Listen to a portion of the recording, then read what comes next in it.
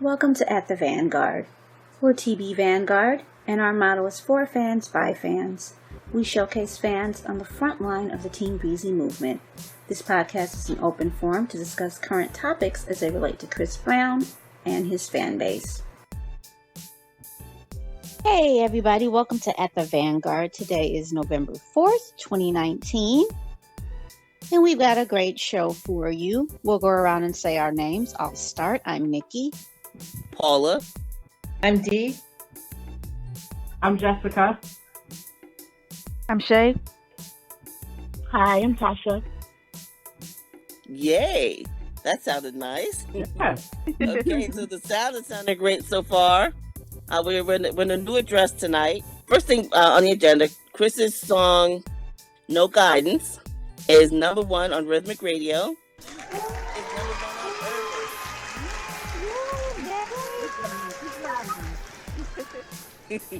So he's got it. He's got it on top of 2 radio charts. He sounded very grateful about it too. He brought it up on he posted it on his Instagram.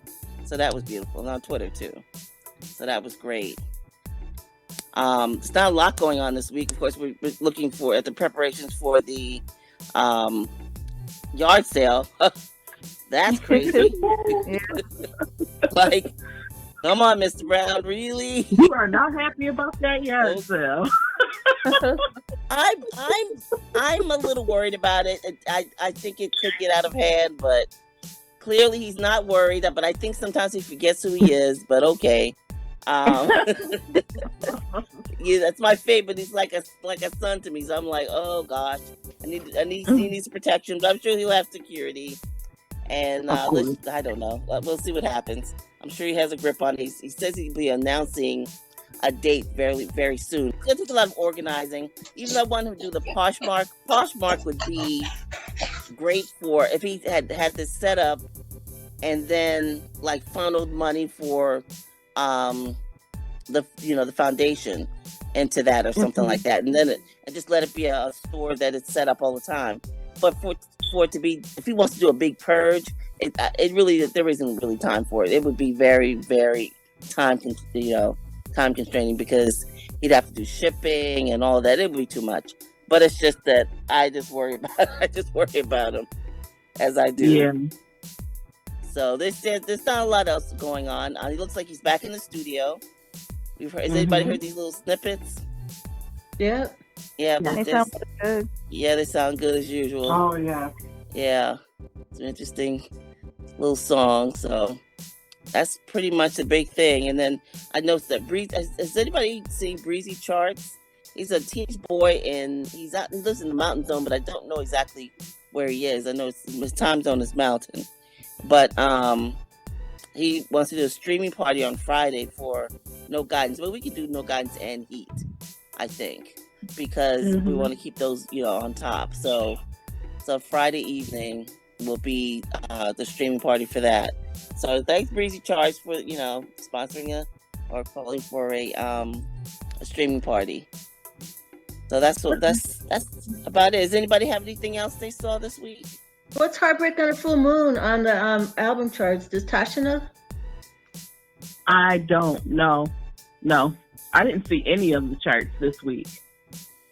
Yeah. We'll update today or tomorrow. Well, it'll be posted tomorrow, but they usually have the predictions out. Oh, yeah. But I didn't see any of them this time. Well, it's a nice week. It was, nice quiet week, and Favor's productive. I wish he'd take a vacation, but he doesn't know how to do that. So No. Yeah. Oh, I did see somewhere.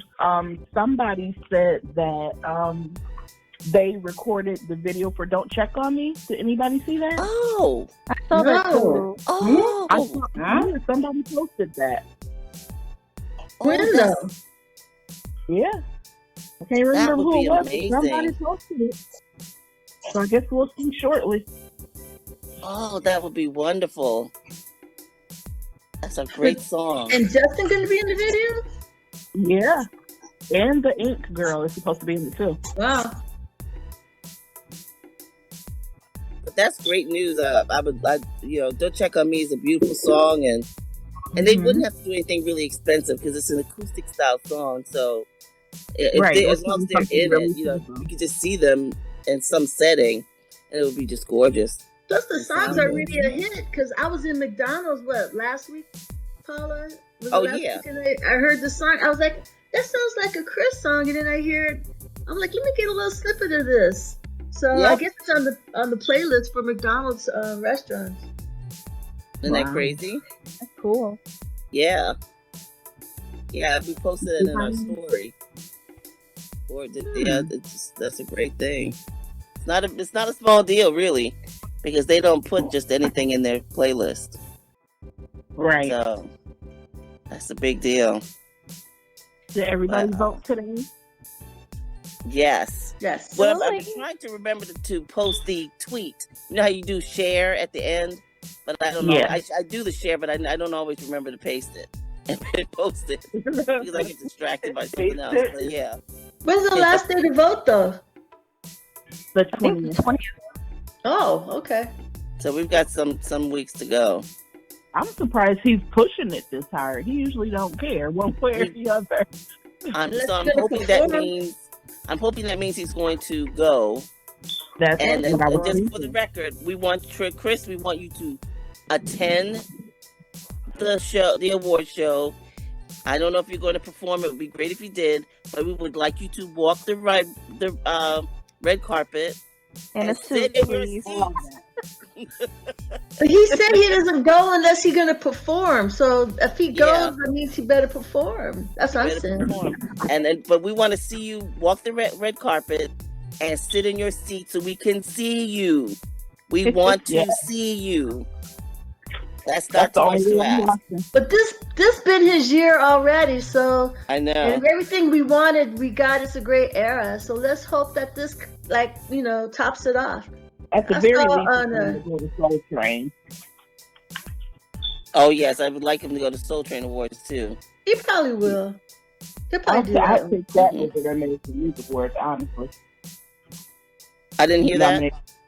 I said I'd pick him for that over the American Music Awards anyway, because he's nominated for 8 of them. I agree. Exactly. Yeah, I agree. And it's been a long time since we've seen him with an arm full of trophies. I'd like to see that. Overdue too. It's long overdue. Long overdue. They cannot deny him this year. They cannot. It's a number one album. And all Yes, those singles are popping and everything, Mm-hmm. And I mean, No Guidance has been. I mean, No Guidance. Indigo has been number one on the R&B charts for like 16 weeks. Yeah, since it came out. Relentless. So I don't see how anybody can beat him in that category. Honestly. Not at the Soul Train Awards. Not at the Soul Train. Yeah. And if he doesn't win for American Music Awards for Best R&B Album, I'm gonna call bogus. I mean, I'm nobody, but I'm still gonna say it. Right. Because I just don't see how anybody could have beat that when he's been on top for 16 weeks. Well, so if we don't win, we know what it is. Exactly. And we're gonna say it. And we won't have to let these award shows go. If he don't win this year, like for real, we really need to let it go. No, I know. They're just working against them at this point. Mm-hmm. But it's been a good year for him as far as the media. Mm-hmm. And I'm just thinking if he does AMA, if he wins AMA, if he wins Soul Train, then I feel a lot more comfortable about Grammy season too. So I want him to win a Grammy. If nothing else, he deserves it. Definitely. Yeah. I don't see how anybody could say that No Guidance isn't the best collaboration. That's the collaboration everybody's been wanting is Chris and Drake. Let's just be real about it. But somehow it wasn't nominated, so we'll just... Yeah, but those don't count. He was nominated for Soul Train. He just wasn't nominated for AMAs, right? Oh, right. Yes. That's okay as long as he's nominated for Grammy. That's all. That's the collaboration of the decade. Yeah, that's what everybody wanted. Yeah. Honestly, it is. They need to perform that song. They do need to perform that song. Yeah. They do. I thought we'd get one for the tour, but it didn't work out, I guess. Well, if they Yeah. did it for the Grammys, that'd be worth it, though. Oh You know yeah. what I'm saying? It would. Oh yeah. Mhm. I saw CB News say that they listed the top grossing tours for 2019, and Mhm. Eminem was number one with like 30 million, and Chris is like Mm. number 7 or something with 10 million, but it only has like a third of his shows counted so far. So Oh looking at that, Chris definitely should be number 1, if not number 2 for yes. tours. He should be number 1. I mean, because they've been grossing. They're usually between 96 and 100% full every show. 96%, I think, was the lowest percentage that I saw. 30 shows. You know, I mean, 1.5 million. You know, No, in that range. Chris had 38 shows, didn't he? 38. 32, Okay, 38, something like that. but 96 to 100%, and I'm sure very few tours had that. You know, that's really unusual to get that level of attendance. So and I know it's 1.5 million for the biggest venues like Barclay, and that's 100%. And the biggest venues were some of the ones that were full, like Atlanta. Mhm. In LA, Dallas. Staples Center, Honda Center, Oracle Arena. Yeah, he Right. had some big ones. So Like I said, it only said that I think 12 shows were counted or something like that. So it's only like a third of them have been counted so far, and he's at a little over 10 million. So I'm sure he's going to easily have 30 to 40 million after it's all said and done. thanks for coming. Thanks for being a part of the experiment, the new address. We appreciate that. You know, it's such good sports.